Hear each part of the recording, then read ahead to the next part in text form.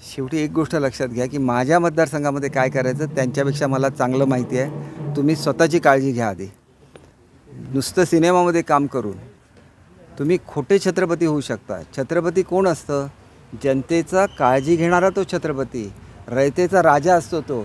आणि म्हणून रयतेसाठी काय कामं होतात हे बघायचं असेल तर गावोगावी जायला लागेल, खेडेगावामध्ये जायला लागेल, तिथं काय काय कामं झाली ते बघायला लागेल. एकेकाळी मातीचे राष्ट्रवादीची मतं कुठे.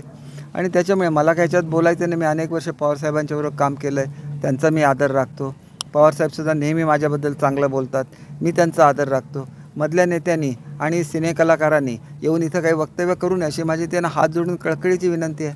सिनेमामध्ये काम करा, सिरियलमध्ये कामं करा. तुम्हाला लोकांनी निवडून दिलेलं आहे, लोकांची कामं करा. जिथं लोकांची 100% काम होतात तिथं येऊन काहीतरी बोलायचं. काय अधिकार आहे तुम्हाला गद्दार म्हणायचा? तुम्ही तुमच्या लोकांशी हे राहिला का? तुम्ही कबूल केलेलं होतं की मी नाट्यसृष्टी सोडून देईन, चित्रपटसृष्टी, आणि लोकांचे हे करेन. केलं का तुम्ही? तुमची गद्दारी नाही आहे का? आम्ही बघा सिल्कची वस्त्र हे केली आणि खादीची वस्त्र घातलेली आहे.